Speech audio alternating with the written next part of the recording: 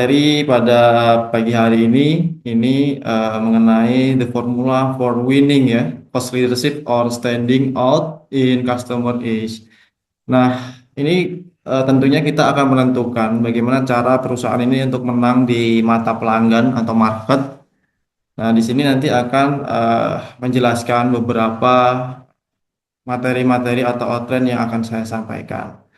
Nah, mungkin next, Mas Aris. Jadi, Bapak Ibu semua, selamat datang di sesi webinar ya. Nah, mungkin sebelum kita melangkah dari teori ke teori-teori manajemen yang cukup kompleks, mari kita renungkan Bapak Ibu semua. Mungkin di sini juga ada banyak praktisi langsung atau CEO atau founder dari bisnisnya masing-masing atau bekerja di corporate ya. Nah, mari coba Bapak Ibu pikirkan, pertimbangkan. Mengapa sih kok pelanggan ini harus memilih perusahaan kita dibandingkan perusahaan pesaing? Nah, apa sih unggulan utama perusahaan kita, Bapak Ibu semua? Apa cara kerja kita sehingga menjadi keunggulan bagi kita dibandingkan pesaing? Nah, mungkin Bapak Ibu bisa bertanya kepada dirinya masing-masing. Nah, kalau Bapak Ibu semua menjawab seperti ya karena kualitas kami bagus ya kan karena kami murah gitu. Nah, itu pertanda bahwa Bapak Ibu semua dan kita ini sedang mengalami krisis ya, krisis identitas tentunya. Di mana di mata pelanggan kalimat itu cukup klise ya. Artinya karena pesaing ini juga akan mengeklaim hal yang sama. Jadi Bapak Ibu klaim hal yang sama dengan pesaing. Jadi kalau Bapak Ibu ditanya apa sih keunggulan perusahaan Bapak Ibu gitu, ya kita bagus Mas. Kita ramah, kalau pelayanannya ramah gitu. Tapi kalau kompetitor juga ditanya juga sama menjawabnya. Nah, ini akan menjadi eh klise bahasanya seperti itu. Jadi Bapak Ibu semua yang perlu dipahami, eh kalau misalkan jawabannya masih umum seperti ini, tentunya pelanggan itu juga tidak pernah peduli ya dengan bagian strategi yang kita sudah rancang begitu ya, yang kita sudah diskusikan dengan direksi. Yang mereka nilai itu bukan strateginya gitu kan, bukan bagaimana cara kita mendapatkan marketnya, tapi yang mereka nilai itu hal-hal konkretnya. Hal-hal konkretnya itu seperti apa? Biasanya kalau dari sisi pelanggan itu akan melihat yang pertama pasti dari lihat harganya dulu ya. Harganya masuk akal atau tidak gitu. Produknya kalau harganya masuk akal eh, berapa dibandingkan pesaingnya? Apakah ini lebih murah atau lebih mahal? Nah, yang kedua ini mengenai produk fungsionalnya seperti apa. Produk fungsional ini dari sisi kegunaannya, dari sisi fungsinya tentunya akan menjadi pertimbangan penting bagi pelanggan. Jangan sampai produk yang kita create, produk yang kita tawarkan, layanan yang kita tawarkan ini tidak ada eh, fungsi nyatanya, tidak menjawab kegaduhan, tidak menjawab permasalahan-permasalahan dari pelanggan. Nah, ini tentunya eh, akan menjadi nilai minus ya buat perusahaan kita. Nah, yang ketiga, ini soal pelayanan Bapak Ibu semua. Pelayanan ini tidak membingungkan. Nah, kalau sudah harganya murah, produknya fungsional, tapi pelayanannya tidak sesuai gitu, ribet, harus ini, harus itu. Nah, ini juga akan mengurangi performa market ya tentunya. Nah, di sini kita bisa melihat ada salah satu perusahaan yang nanti sampai akhir akan kita jadikan contoh ya. Harapannya nanti bisa eh, bukan saya promosi ya, tapi ini akan menjadi contoh saja buat kita. Nanti sampai slide yang akhir bisa dilihat di IKEA ini Bapak Ibu semua mungkin pernah ke IKEA ya. Nah, kalau Bapak Ibu ke IKEA itu mungkin eh, menganggap IKEA ini lengkap gitu kan, semuanya ada itu sempurna lah ya. Nah, pelanggan tahu ya apa yang mereka dapatkan nanti kalau misalnya ke sana. Kalau Bapak Ibu ke sana pasti ada desain Skandinavian yang modern, terus banyak produk-produk yang fungsional, yang Bapak Ibu kalau misalkan beli salah satu furniture di sana bisa menjawab kebutuhan Bapak Ibu. Mungkin kalau duduk di kursi yang biasa itu pegel-pegel, kalau duduk yang kursinya IKEA atau produk yang IKEA itu jadi nggak pegel lagi. Nah itu dari segi harga juga cukup terjangkau. Nah, namun Bapak Ibu semua perlu ada yang perlu diketahui dari produk IKEA ini. Antaranya ini ada trade off Bapak Ibu atau ada kompromi. Ada kompromi yang disepakati dari IKEA. Nah, pelanggan ini Bapak Ibu mungkin pernah beli di IKEA itu mengambil barangnya sendiri ya.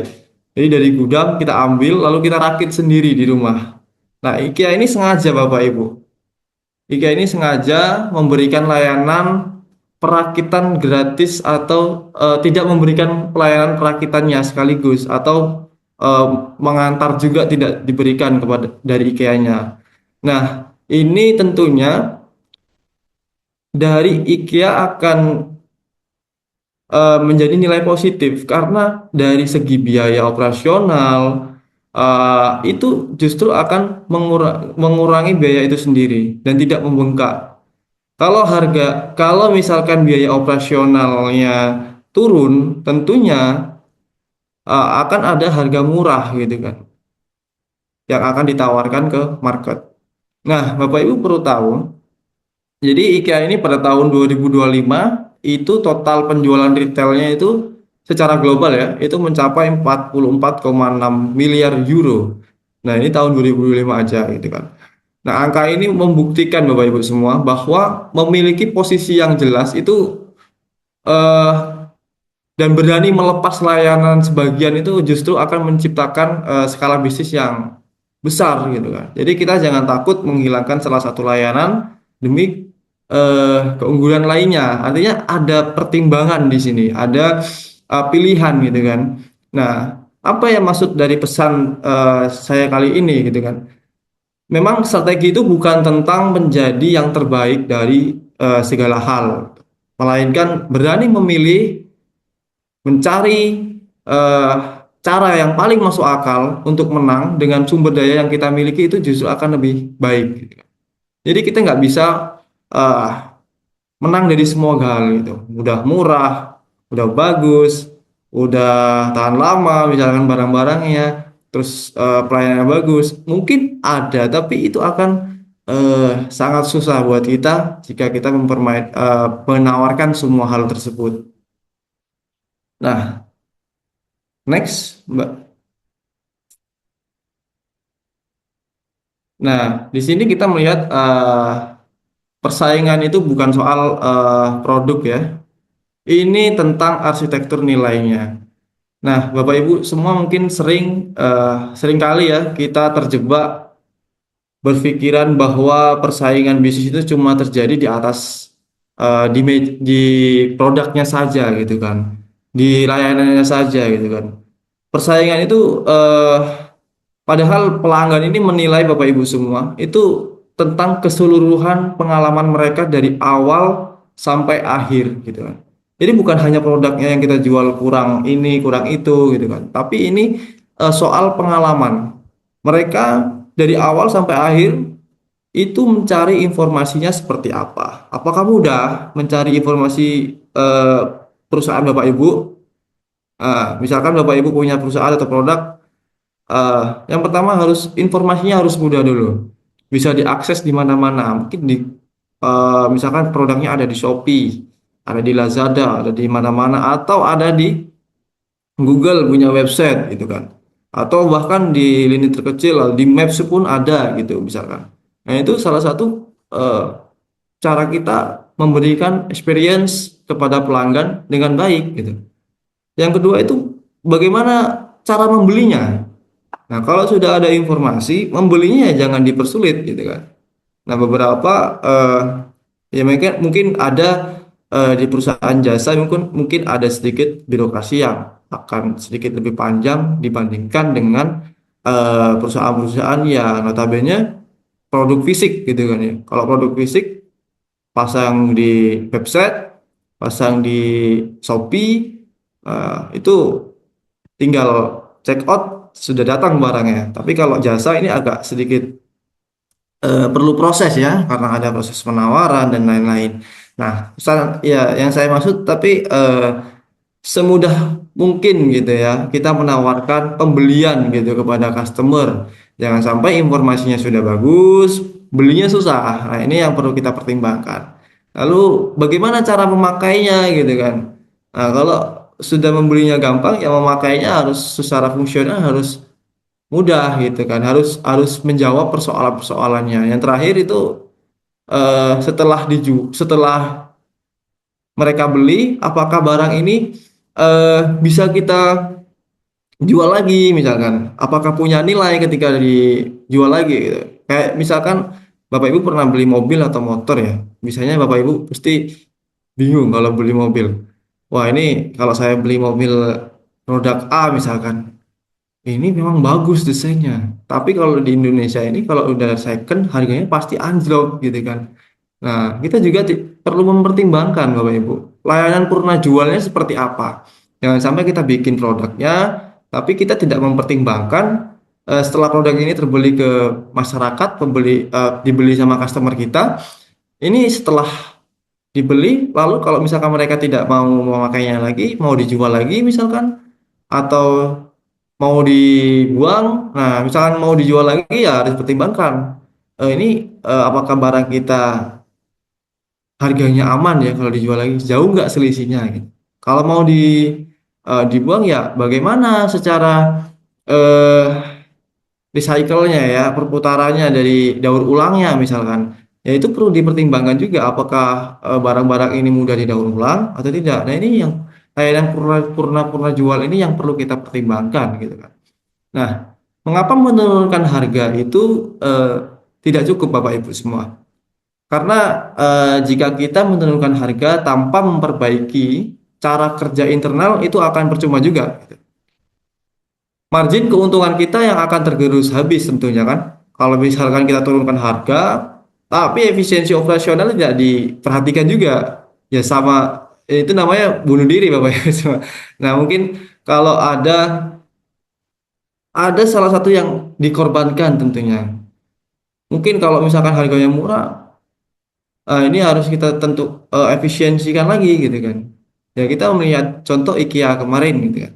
IKEA tadi eh, misalkan dia menetapkan target harga jualnya itu lebih dahulu sebelum merancang produknya. Kalau IKEA itu sudah mempertimbangkan gitu. Dari segi desain itu akan dilihat nih dengan desain ini saya habis berapa ketika create produk ini gitu kan. Nah, tim desain, tim produksi atau tim rantai pasok. Nah, ini lalu bekerja mundur atau walking backward kalau saya bilang itu eh, dia juga harus mempertimbangkan juga gitu kan. Jadi bebannya bukan hanya di tim desain, tim produksi, namun harus dipertimbangkan juga apakah efisiensi yang dilakukan itu dilakukan di semua divisi atau di semua bidang juga gitu kan. Dari segi produksi sudah efisiensi, dari segi desain sudah efisiensi, dari segi rantai pasok tapi masih belum efisien. Nah, ini yang akan tentunya tidak akan menjadikan produk kita menjadi unggul di produk harga gitu kan. Nah, Bapak Ibu semua bisa melihat di sini eh, ada nilai dimensi di mata pelanggan. Jadi pelanggan tidak loyal itu pada produk, melainkan memilih kombinasi elemen nilainya. Nah, ini yang ada di layar ya Bapak Ibu semua. Yang pertama itu aspek finansial, lalu yang kedua aspek kinerja, aspek kompleksitas biaya. Jadi pengalamannya nyamannya seperti apa. Nah, ini yang sudah saya sampaikan tadi ya. Nah, dari data IKEA tahun 2025 juga kita bisa melihat Bapak Ibu semua ini menunjukkan bahwasanya komposisi penjualan IKEA di tahun 2025 69% itu lewat toko fisik. Artinya dia punya banyak cabang atau franchise di sana. Nah, secara 28%-nya itu dari online Bapak Ibu. Dan 3% dari layanan tambahan-tambahannya mereka. Nah, artinya seperti apa Bapak Ibu semua? Strategi yang dilakukan dari IKEA itu seperti apa sih gitu kan? Nah, memang secara persaingan saat ini terjadi di lintas toko-toko yang mereka itu cukup ketat ya. Jadi jika pelanggan mengecek ketersediaan produknya di aplikasi online itu harus ada tulisan tersedia gitu kan. Tetapi kalau misalkan saat mereka datang ke toko fisik ternyata masih kosong. Nah, ini akan menjadi problematik juga bagi kita. Jangan sampai secara pelayanan kita buruk di sana. Di online ada gitu kan tersedia, tapi ketika kita datang ke toko fisiknya langsung mau ambil barang kosong. Nah, ini pengalaman customer juga akan di ditaruhkan gitu kan. Mereka pasti tidak akan percaya lagi dengan produk kita gitu kan. Secara mungkin produk kita bagus, tapi kalau misalkan manajemennya kurang baik ya justru kita tidak akan memenangkan keunggulan produk kita di mata customer kita gitu kan. Nah, kalau saya bergerak di jasa ya, KMB Consulting, saya juga lagi handle di Patron EY, yaitu salah satu perusahaan pelatihan dan sertifikasi, dan beberapa dan ada juga perusahaan dari IT. Ya. Nah, dari sisi bisnis pelatihan dan konsultasi ini, klien itu tidak hanya menilai seberapa hebat presentasi kita, ya, seberapa hebat presentasi saya ketika ke klien gitu kan. Mereka menilai juga masalah kerapian, ya, kerapian administrasinya seperti apa. Jangan sampai tipu-tipu gitu kan. Tulisannya tipu, terus ada nomor surat yang nggak update misalkan, lalu ada nama apalagi tipunya di soal harga gitu. Kalau harga nanti misalkan harganya di 1 M tulisnya 1,5 M. Wah, itu lumayan kan. Nah, ini akan menjadi pertimbangan juga biasanya dari customer, klien KMB ataupun patron gitu kan. Selama pengalaman saya seperti itu. Dan tentunya kami juga memprioritaskan soal hal-hal yang seteknis-teknis itu. Memang mungkin agak sepele mungkin dari sebagian orang gitu menilainya. Tapi klien itu menilai sejauh itu loh Bapak Ibu semua. Bahkan kerapian pun bahkan mereka akan bisa menilai kita. Ya, kayak konsultan kita datang nih ke kantor mereka misalkan. Kita ketemu, lihat kondisi pakaian kita kurang, maaf ngomong ya, kurang baik, kurang sopan, atau penampilan kayak masih berantakan. Nah, ini kan justru akan menjatuhkan dari brand kita sendiri gitu kan. Dari pelayanan kita sendiri. Mungkin secara konsultasi kita bagus ya, strateginya bagus gitu. Framework yang kita bikin oke gitu ya. Ini apa namanya? Datanya lengkap gitu kan. Tapi kalau dari awal ketemu sama direksi kita pakainya acak-acakan misalkan ya, itu ya akan dari awal kita sudah dianggap wah ini tidak cocok ini, tidak kompeten gitu ya. Itu salah satu contoh yang terjadi di mata pelanggan gitu, di mata klien selama ini kalau di dunia consulting gitu. Selain dari aspek kerapian juga pasti di aspek lain-lainnya, administrasi, aspek lalu baru masuk ke substansi ya, substansi strategi yang kita sampaikan itu seperti apa, financial modelingnya seperti apa, eh, apalagi nanti yang paling akhir ya outcome-nya seperti apa. Jangan ya memang terkadang konsultasi ini tidak langsung terasa ya bagaimana efeknya gitu kan. Nah, kita harus memberikan pelanggan ini juga lebih dalam lagi gitu kan, dampaknya harus lebih cepat gitu kan. Nah, entah itu kemenangan-kemenangan kecil yang kita berikan ke mereka, nah tentunya bisa memberikan trust atau keunggulan sendiri bagi produk kita gitu kan. Nah, kita juga sering mempertimbangkan waktu nih Bapak Ibu semua. Memang di dunia konsultan ini cukup kompleks ya, karena waktu ini menjadi tolak ukur gitu kan. Kita sudah ada timeline-nya. Nah, pengalaman saya juga beberapa kali menghandle beberapa perusahaan, sering kali molor Bapak Ibu semua. Nah, ini juga akan menjadi nilai negatif, nilai minus buat kita gitu kan. Jangan sampai nilainya molor. Tentunya kita kan punya tenaga kerja ya. Kita punya tenaga kerja yang harus dibayar gitu kan. Kalau misalkan tenaga kerja kita eh, tidak sesuai timeline ya, kita harus mengorbankan waktunya mereka gitu kan. Tentunya akan ada cost lagi gitu kan. Cost bleeding namanya, biaya operasional melonjak ekstrim. Nah, atau kita nanti akan kesulitan dalam mengatur proyek-proyek lainnya gitu kan. Seharusnya selesai di bulan ini ternyata eh, belum selesai. Nah, ini yang perlu kita pertimbangkan Bapak Ibu semua. Memang hal-hal sepele yang ternyata yang kita lihat tidak terlalu penting, tidak terlalu klien mah nggak bakal lihat ini tipu sedikit. Ya ini justru kadang klien itu lebih teliti di hal-hal teknis gitu kan. Kalau nulis dokumen aja typo-typo, nulisnya masih ada yang kurang-kurang, apalagi nanti membuat strategi gitu kan. Pasti ya mereka berpikir seperti itu. Nah ini salah satu contoh Bapak Ibu semua di dunia konsultan gitu. Nah, mungkin ada pertanyaan buat Bapak Ibu semua gitu kan. Di titik mana sih Bapak Ibu semua dalam alur bisnis Bapak Ibu ini pelanggan paling sering merasa repot atau kecewa gitu. Nah, mungkin Bapak Ibu semua pernah mengalaminya, mungkin bisa jawab di kolom komentar gitu. Kalau misalkan di produk Bapak Ibu semua atau layanan Bapak Ibu di bagian mana yang paling sering customer itu merasakan kekurangan pelayanannya gitu. Nah, itu mungkin kita bisa sharing. Uh, nah, mungkin next.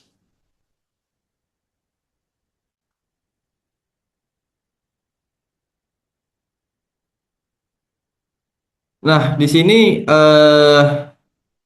di pasar mana kita akan bersaing begitu ya. Nah, di sini Bapak Ibu semua bisa melihat ada namanya generik ya, generik strategi. Eh, Kerangka generik ini tentunya Bapak Ibu semua sudah familiar ya. Di sini ada cost leadership, diferensiasi, cost focus, diferensiasi fokus. Nah, ya kalau dari empat pilihan strategi porter ini ada namanya cost leadership. Nah, di sini apa sih cost yang paling efisien gitu kan untuk pasar yang luas itu seperti apa? Nah, yang kedua ini diferensiasi. Apa yang mau kita tawarkan keunikan dari produk kita ke market itu seperti apa? Kalau cost focus paling efisien di segmen mana yang akan kita targetkan gitu kan. Nah, kalau diferensiasi fokus ini paling relevan untuk segmen tertentu. Nah, kerangka generik dari Michael Porter ini tentunya sangat intuitif ya. Jika kita bedah secara logika untuk menentukan arah bisnis ini kita cukup menjawab dua pertanyaan strategis Bapak Ibu semua. Yang pertama, itu Bapak Ibu semua mau menang lewat biaya yang sangat efisien atau lewat keunikan produk Bapak Ibu semua. Nah, yang kedua, mau melayani pasar yang luas ya, semua palu gada atau mau main di segmen yang sangat spesifik. Nah, coba Bapak Ibu mungkin jawab di kolom komentar Bapak Ibu semua. Memang kesalahan terbesar ya kita gitu kan atau organisasi-organisasi yang lainnya itu sering mencampur adukan gitu kan antara slogan dengan praktik langsung di lapangannya itu seperti apa. Nah, manajemen itu mengumumkan biasanya ya dari pihak manajemen itu mengumumkan ingin menjadi perusahaan yang premium, yang sangat personal pelayanannya gitu kan. Tetapi anggaran operasionalnya dipotong ketat gitu ya. Variasi produknya dibatasi dan staf itu dituntut untuk bekerja serba cepat gitu kan seperti pabrik. Nah, sebaliknya juga Bapak Ibu semua, ada yang ingin jadi cost leader tapi klien diberi layanan customize secara penuh. Artinya kita mau efisiensi ya, mau efisien dari sisi produk gitu kan, costnya produk, tapi customer dibuat layanan atau produk yang bisa di customize. Nah, ini ya agak repot gitu kan. Tentunya kalau kita mau cost leader ya kita sudah menentukan harga di awal itu berapa untuk biaya operasionalnya.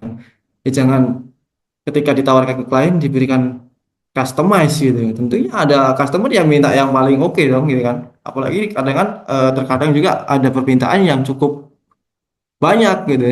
Ini tidak sejalan gitu antara dari manajemen sama dengan pihak marketingnya. Ini yang perlu kita sinkronkan juga gitu kan. Nah, di sini ada Bapak Ibu lihat dari posisi IKEA ini dia berada di cost leadership ya. Artinya furniturnya terjangkau. Jadi dia menekankan pada efisiensinya. Nah, harga ini ditentukan sejak produk mulai dirancang. Jadi IKEA merancang itu sudah ditentukan produknya berapa. Lalu produknya itu dibuat dalam bentuk flat pack. Nah, artinya tidak memakan apa namanya apa ruangan yang cukup banyak gitu. Kan mereka produknya itu bisa di pretelin ya bahasanya, bisa dilepas-lepas gitu kan. Kalau lemari itu kalau dilepas ya justru akan lebih kecil gitu kan. Volume volume yang ketika dilepas sama volume ketika dipasang itu akan jauh berbeda. Nah, ini salah satu bentuk cara efisiensi dalam bentuk cost leadernya, dalam pengirimannya misalkan. Jadi menggunakan flat pack. Ya, flat pack itu yang tipis gitu yang jadi tidak dipasang ketika lemari sudah jadi kita dikirim. Nah, itu sangat sangat tidak efisien untuk biaya pengiriman gitu kan. Nah, secara pelanggan itu mengambil dan merakit barangnya sendiri. Nah, Bapak Ibu mungkin pernah merakit barangnya sendiri tentunya. Ya, ini salah satu cara juga untuk cost leadership dari IKEA dilakukan. Dia tidak memberikan layanan pengantaran gitu, tidak memberikan layanan perakitan gitu. Tapi dia memberikan cara pemasangannya yang mudah. Ini yang salah satu perlu kita pertimbangkan. IKEA ini menarik gitu. Ya, dengan kenapa dia bisa bermain di harga yang cukup terjangkau dengan kualitas yang baik? Ya, ini salah satunya dia mengurangi cost leadershipnya, costnya itu dikurangin gitu. Nah, salah satu lain mungkin produknya juga banyak, lalu desainnya juga bagus ya, kemasan yang dirancang agar tidak eh, mengangkut udara atau tidak ada banyak udara kosong di sana gitu kan. Nah, kalau dari sisi Apple kita bisa melihat ini pada fokusnya ke desain. Intinya desainnya premium, integrasi hardware, softwarenya ya memang ini tidak apple to apple gitu kan untuk perbandingannya. Jadi tapi di sini kita bisa melihat IKEA telah melakukan cost leadership ya. Dia sudah menentukan mana pesaing yang akan dia lawan dan keunggulannya apa gitu kan dibandingkan dengan Apple. Nah, pesannya seperti apa Bapak Ibu semua? Ya, jangan mulai dari pertanyaan gitu kan. Jangan mulai hanya pertanyaan strategi mana yang paling keren, strategi mana yang paling bisa kita bikin gitu kan. Tapi harusnya strategi mana yang paling cocok buat perusahaan Bapak Ibu semua dengan kemampuan sesuai kemampuan dari perusahaan dan market kita gitu. Jadi jangan buat strategi yang banyak-banyak, strategi yang besar, apa yang kompleks gitu ya. Tapi strategi yang kompleks belum kalau tidak disesuaikan dengan kemampuan internal, tidak sesuaikan dengan pasar kita ya akan percuma gitu kan. Strategi itu bagus, banyak strategi bagus, tapi strategi yang tidak sesuai ya akan menjadi sia-sia gitu. Next.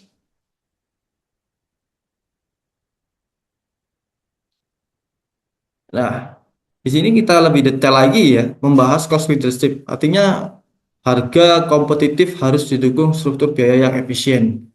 Nah, Bapak Ibu, mari kita luruskan dari satu mitos ya. Cost leadership itu biasanya eh, di apa namanya di stigma Bapak Ibu atau di masyarakat luas itu soal strategi banding harga atau obral-obralan harga.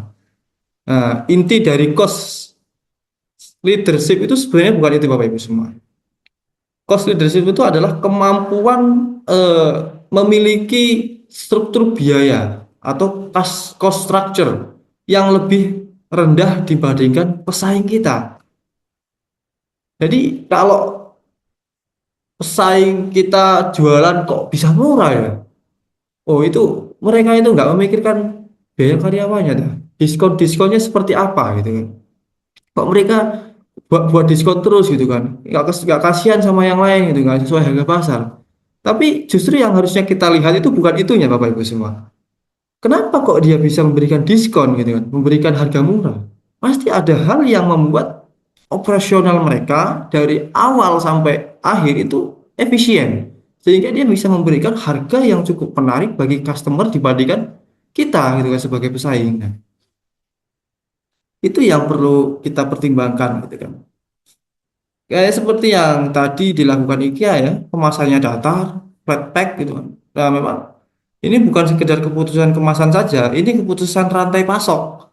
Jadi dengan kemasan datar, satu truk pengangkut itu bisa membuat barang yang awalnya satu, ini 3 kali lipat dibanding membawa lemari utuh. Misalkan si IKEA punya lemari, satu truk paling muat 10 ya. Tapi ketika dibuat flat pack, dibuat kecil-kecil, dipretelin, itu jadi 20 pack mungkin bisa muat di truk itu. Nah, tentunya biaya logistik akan turun Bapak Ibu semua. Kapasitas gudang tentunya akan naik dan resiko barang rusak di jalan ya, itu akan justru akan lebih berkurang. Ya kalau lemari kita dipasang dari jalan itu diantar kena lubang sedikit, apalagi jalan Indonesia lumayan bergelombang ya, ada lubang-lubang gitu kan. Nanti kena lubang ya rontok semua kan bahaya. Nah, itu salah satu eh, apa namanya cara ya bagaimana biaya ini akan jauh lebih rendah. Yang kedua soal standarisasi produk. Standarisasi produk itu seperti apa? Ini kan? Setiap variasi produk baru yang kita tambahkan itu menciptakan biaya tersembunyi Bapak Ibu semua. Kebutuhan stok baru, resiko barang mati, kerumitan pelatihan stafnya seperti apa, kebingungan pelanggan seperti apa kalau misalkan kita tawarkan banyak varian gitu kan. Cost leadernya seperti apa, berani mengatasi variasi yang tidak perlu tidak gitu kan. Nah, ini yang eh, perlu kita juga pertimbangkan. Sebenarnya standarisasi produk kita seperti apa. Nah, yang ketiga, ini rantai pasok ya. Hubungan pemasok jangka panjang itu seperti apa? Nah, kalau Bapak Ibu, IKEA tak pahami ya, IKEA ini bekerja sama dengan lebih dari 800 pemasok Bapak Ibu. Bukan untuk menekan margin mereka ya, melainkan dia mencari teknik manufaktur yang biaya bahan baku dan produksinya itu agar lebih turun gitu kan. Jadi dia mencari perusahaan-perusahaan manufaktur yang banyak, yang murah, dan mereka bisa memilih gitu kan.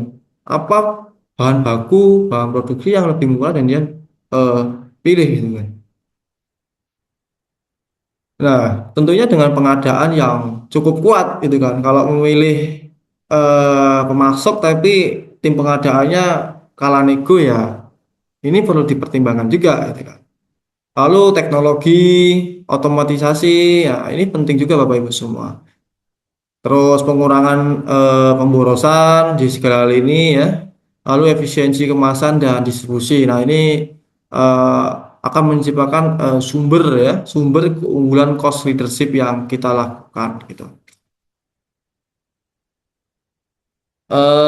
Dari sini kita bisa belajar dengan produk IKEA ya Bapak Ibu.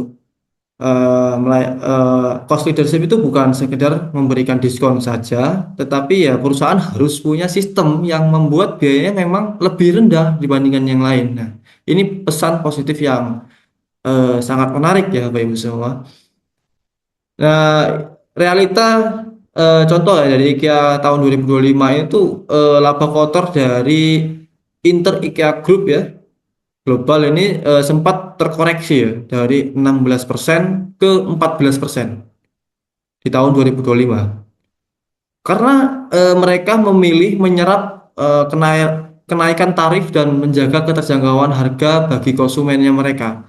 Jadi ini membuktikan bahwa strategi biaya rendah membutuhkan kekuatan fundamental kas yang sangat kokoh juga Bapak Ibu semua untuk bertahan di situasi krisis. Tentunya jika sudah eh,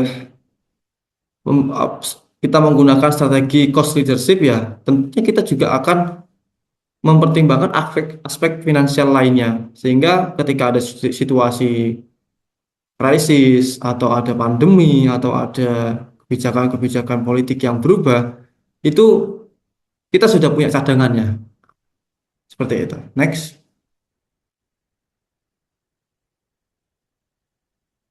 Next.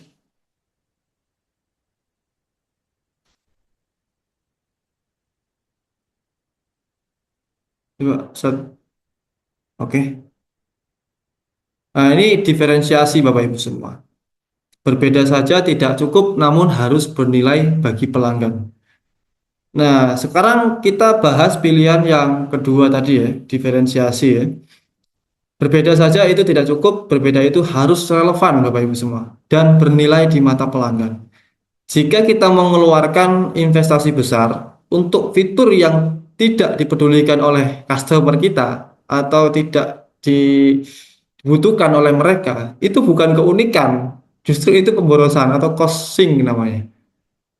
Ya, kita bikin produk, bikin layanan, tapi nggak dibutuhin market ya. Buat apa? Unik-unik sih, tapi ya nggak segitunya juga gitu kan. Jangan sampai keunikan itu justru yang membuat kita berbeda dan tidak dibutuhkan oleh market. Nah, eh, pesaing pesaing mungkin bisa dengan mudah ya Bapak Ibu meniru bentuk meja IKEA contoh ya, atau meniru produk Bapak Ibu semua atau layanan Bapak Ibu semua. Pesaing juga bisa meniru eh, kemasannya Bapak Ibu semua, boxnya atau dan lain-lain. Namun mengapa sulit mengalahkan eh, IKEA ya? Karena di IKEA ini salah satunya adalah ada keunikan yang terletak dalam dari fitur produknya dan melainkan pada keseluruhan ekosistemnya. Artinya dari segi desain mereka sudah menawarkan Bapak Ibu. Ada desain Skandinavian, desain lain-lainnya gitu kan.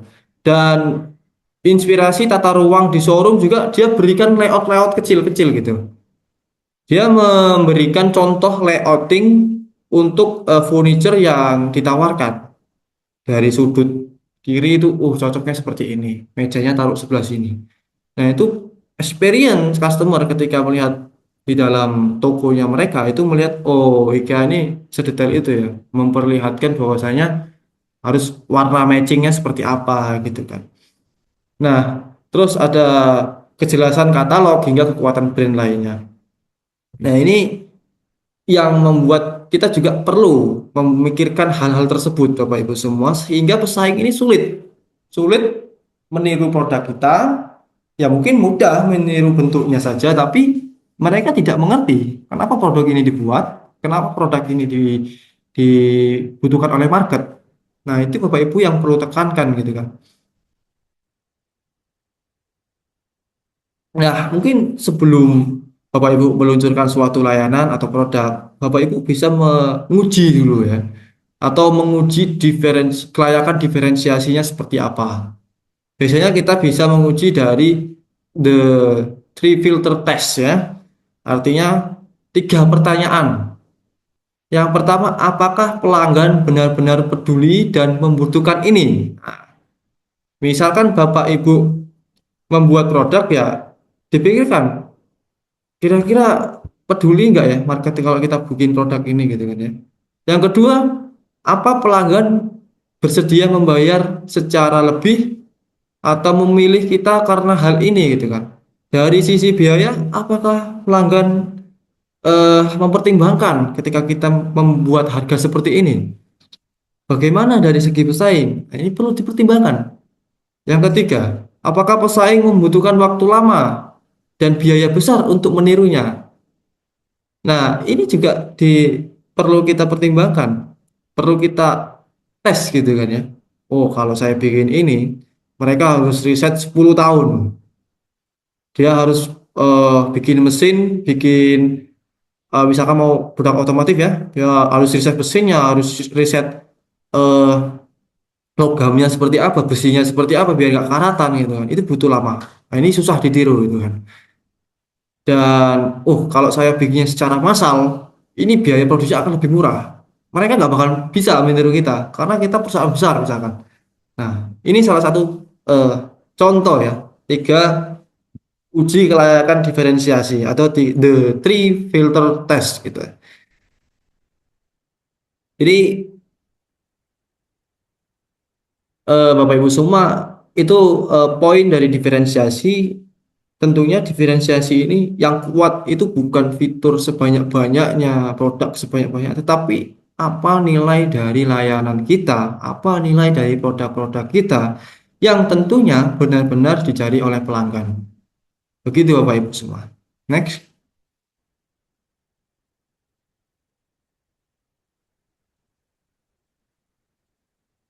Nah, di sini ada fokus strategi ya. Bapak Ibu semua mungkin eh, tantangan terbesar seorang pemimpin bisnis ya, leader stakeholder ya, atau manajer ke atas itu biasanya memimpin.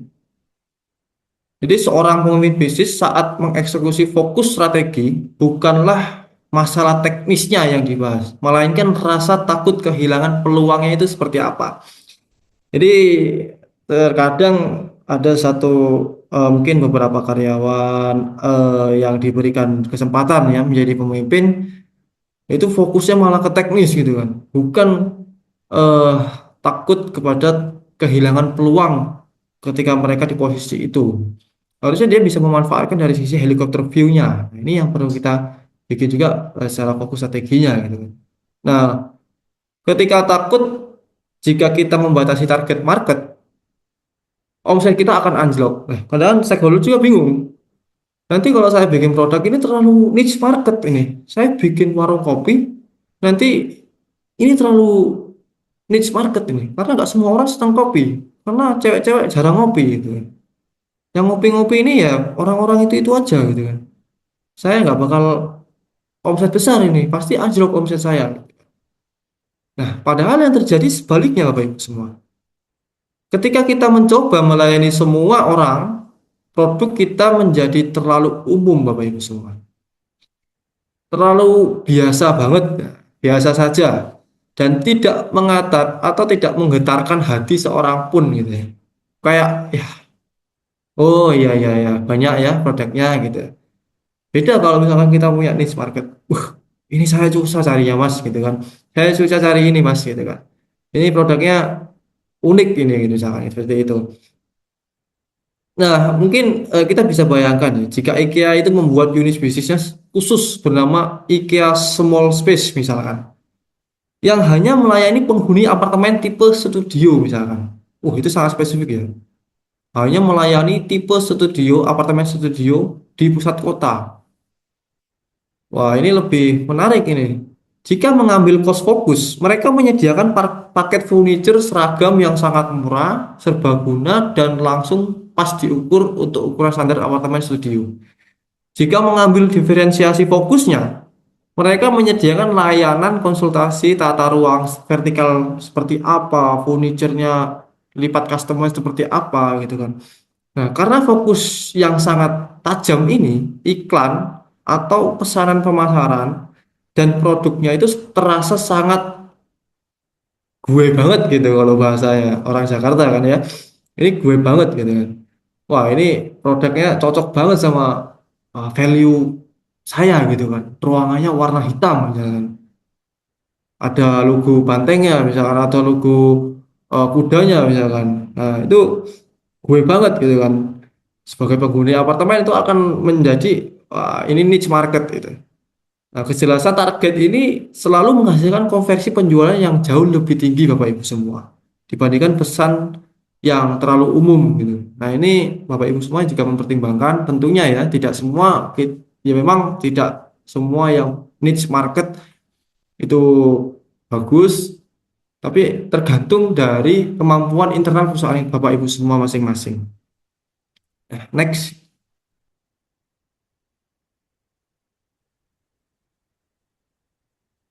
Nah, di slide ini membahas stuck in the middle ya. Ketika perusahaan kehilangan jangkar strategisnya. Nah, kondisi paling berbahaya bagi perusahaan itu adalah ketika ia stuck in the middle atau terjebak di tengah-tengah, Bapak Ibu semua. Ingin menjual murah tetapi biayanya tinggi. Ingin terlihat premium tetapi tidak punya keunikan nyata. Ingin fokus tetapi semua proyek tetap disikat gitu kan. Maunya fokus tapi proyek ini kita sikat gitu ya. Nah, Bagaimana kita tahu bisnis kita sedang terjebak di tengah-tengah ini, Bapak Ibu semua? Kita bisa melihat gejala-gejalanya. Bapak Ibu semua mungkin bisa melihat yang pertama itu soal eh, omsetnya naik, labanya kok turun. Nah, ini perlu kita juga cek Bapak Ibu semua. Tim penjualan sangat sibuk, transaksinya banyak, tetapi uang kas ini di akhir kok akhir bulan selalu ketat, terlalu seret. Ini apa yang terjadi? Nah, yang kedua, ketergantungan pada diskon. Produk baru bisa terjual kalau ada potongan harga besar-besaran. Nah, mungkin Bapak Ibu semua ada yang punya bisnis yang, wah ini kalau nggak diskon nggak juga nggak payu ini Mas. Ini kalau di diskon nggak laku gitu ya. Nah, ini eh, perlu kita diagnosa gejala internal terlebih dahulu. Yang ketiga itu perang antar divisi. Kadang tim manajemen ada dengan tim sales misalkan itu ada konflik ya. Kan pasti ada ya, tapi ini perlu kita pahami juga. Tim sales misalkan tim sales mengeluh harganya kurang murah. Tim sales melihatnya ini, wah market ini kurang cocok ini Pak. Ini harganya kurang murah gitu. Tapi tim marketing minta variasi produk ini ditambah. Tim operasional menjerit karena gudang penuh gitu kan ya. Dan proses kerjanya makin rumit. Nah, ini terjadi perang antar divisi atau antar departemen secara tidak langsung. Nah, ini perlu kita evaluasi juga, Pak Ibu. Itu tiga cara untuk melihat apakah posisi perusahaan kita berada di kondisi stuck in the middle, artinya berada di tengah-tengah kondisi yang tidak menentu. Nah, kita di perusahaan konsultan, Bapak Ibu, ya menerima semua jenis proyek dari semua industri demi mengejar omset tentunya. Tetapi kita juga memberikan klasifikasi ya, penanganan custom konsultan lebih deep dive gitu ya. Tentunya dan ini kita juga menerapkan Bapak Ibu semua, kita sudah melihat itu dari awal. Ketika kita menerapkan semua varian, banyak varian, semua banyak layanan ya, tentunya kita sudah siapkan timnya yang matang. Nah, jadi bukan berarti membuat pelayanan banyak, tidak fokus dari satu niche market itu tidak baik. Itu baik jika kita sudah mempersiapkan semuanya dari awal. Kita sudah mempersiapkan ketika kita bermain dari semua layanan, apa yang perlu kita siapkan ya dari sisi marketingnya kita sudah siapkan, supply chain-nya kita sudah siapkan, konsultannya sudah ada, QC-nya ada, terus masing-masing konsultan megang satu proyek, ya, misalkan seperti itu. Ya, kita justru malah melakukan eh, banyak layanan juga gitu. Tetapi ada yang fokus, ada yang layanan, banyak layanan seperti itu. Nah, next.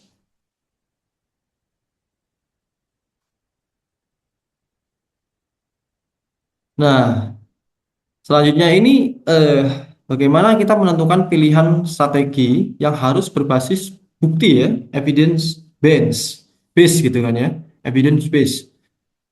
Ada eh, seperti yang Bapak Ibu semua lihat ya, di sini dimensi utama dari penentuan strategi itu harus ada yang pertama nilai pelanggan, arena dan vehicle-nya itu seperti apa. Kita mau bermain di mana dan vehicle-nya itu apa, kendaraannya itu apa. Bisa kita gunakan pertanyaan yang paling basic, siapa pelanggan utama kita dan apa kebutuhan paling krusial mereka. Nah, ini dilanjutkan dengan bukti empirisnya nanti. Data retensinya seperti apa ketika kita sudah menjual produknya, apakah retensi produknya cukup tinggi, pembelian ulangnya cukup tinggi, atau alasan real pembelian dan matriks keluhan pelanggan itu bisa juga kita pertimbangkan Bapak Ibu semua. Pembeliannya seperti apa, keluhannya apa, ya itu perlu kita pertimbangkan. Lalu dari yang kedua itu kapabilitas dan ekonomi atau staging and economy logic ya. Di bagian mana kita benar-benar unggul, pertanyaan yang bisa kita lakukan itu di bagian mana kita benar-benar unggul. Mungkin Bapak Ibu bisa memberikan nilai atau value ya, kapabilitas di satu keunggulan. Di mana kita unggul? Misalkan orang buka toko itu sampai jam 8 malam sudah tutup ya. Tapi kita sampai jam 12 malam. Nah, itu salah satu keunggulan juga. Apakah strategi ini menghasilkan produk profit misalkan? Apakah dengan kita menetapkan strategi jualan lebih malam itu menghasilkan profit yang tinggi? Ya, itu perlu dievaluasi juga. Lalu yang bukti empirisnya seperti apa? Ya, kontribusi margin per lini itu seperti apa, efisiensi prosesnya seperti apa. Yang terakhir, ini ketahanan dan resiko atau diferensiator. Nah, apa keunikan yang sulit ditiru pesaing? Ini yang tadi saya sudah jelaskan. Keunikan-keunikan yang kita perlu tekankan adalah keunikan yang sulit ditiru oleh pesaingnya. Dan risiko apa yang bisa membuat ini gagal? Itu perlu dipertanyakan juga, gitu kan. Lalu bukti empirisnya adalah struktur harganya seperti apa, perbandingan penawaran kompetitor seperti apa, analisis kebutuhan investasinya dan ketersediaan itu seperti apa. Lalu jadi kita perlu ya Bapak Ibu semua melihat dari semua dimensi utama ini ketika kita harus memilih strategi yang akan kita tentukan. Tentunya harus berbasis bukti ya, evidence base ya. Jangan sampai kita menentukan dimensi strateginya, tapi kita menentukan strategi tanpa bukti nyata. Nah, ini akan sia-sia Bapak Ibu semua. Oke, next.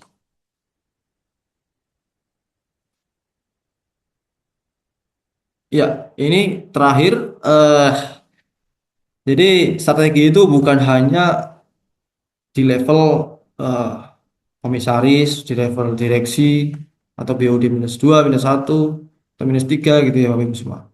Tapi strategi itu harus dieksekusi dari lintas fungsi masing-masing Bapak Ibu semua.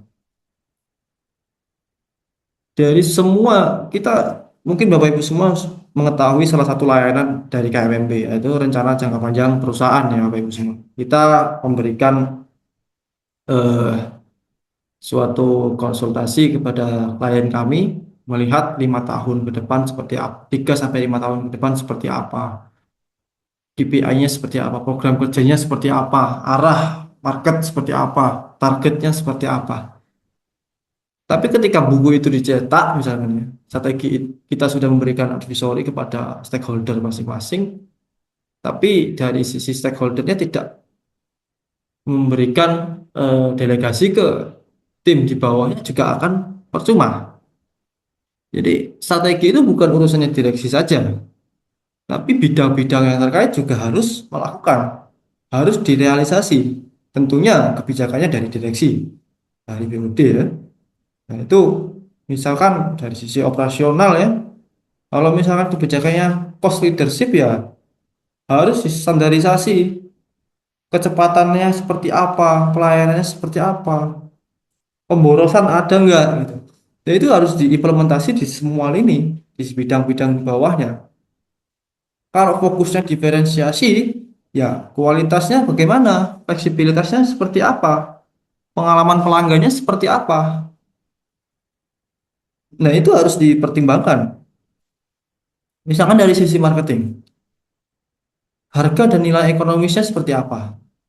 Kalau kita mau melakukan cost leadership, harga dan nilai ekonomisnya, apakah harga ini bisa bersaing? Ekonomisnya seperti apa? Kalau diferensiasi, keunikan dan manfaatnya seperti apa? Dan bidang-bidang di bawahnya lain. Nah, memang kita harus memberikan eh, delegasi tugas yang cukup merata ya. Jangan sampai kita bikin perancangan dokumen setebal itu dengan advice setiap hari, tapi tidak dilaksanakan. Nah, itu justru akan eh, ya percuma gitu. Minimal walaupun itu kita tidak tahu strategi yang kita tentukan itu bekerja dengan baik atau tidak, tapi minimal kita laksanakan dulu. Kalau misalkan itu dilaksanakan, kita tentunya tahu dari 10 strategi mungkin yang bekerja hanya 5. Ya 5-nya kita dilusi, kita tidak lakukan ulang gitu. Nah, tentunya seperti itu. Nah, mungkin Bapak Ibu nanti bisa setelah webinar ini bisa melakukan ya kerangka eksekusi ya selama 90 hari ke depan mungkin, atau mungkin mulai mencicil ya. Bagaimana nanti eh, Bapak Ibu semua memperkuat eh, atau strength ya. Jadi kapabilitas utama yang menjadi mesin kemenangan dari bisnis masing-masing Bapak Ibu semua tuh pilih satu. Apa yang menjadi cost drivernya, apa revenue drivernya. Pilih kapabilitas utamanya seperti apa. Mesin pencetak uangnya itu yang mana. Nah, itu bisa dilakukan. Contoh misalkan dari respon customer service. Ya itu kan menentukan ya. Perkuat akurasi sistem stok misalnya. Itu juga menjadi salah satu eh, nilai yang perlu kita tekankan. Yang kedua, Bapak Ibu mungkin bisa mulai memperbaiki atau fix ya. Identifikasi satu titik proses operasional yang paling sering dikeluhkan Bapak Ibu, dikeluhkan oleh pelanggan kita atau membuat biaya itu membengkak. Lalu Bapak Ibu juga bisa eh, perbaiki ya selama beberapa hari ke depan agar nanti evaluasi-evaluasi itu menjadi minim, jadi kecil. Atau pelanggan itu tidak ada komplain lagi. Lalu yang kerangka ketiga itu berani stop atau hentikan gitu kan. Berani membuat daftar what not to do. Nah, hentikan satu produk misalkan. Ada satu layanan custom atau satu kegiatan rutin yang menyerap jam kerja tim tetapi tidak mendukung posisi strategi bisnis Bapak Ibu semua. Mungkin ada kegiatan rutinitas yang berulang, tapi ini nilainya tidak ada. Tidak memberikan posisi strategis di bisnis kita. Nah, ini perlu berani stop ya.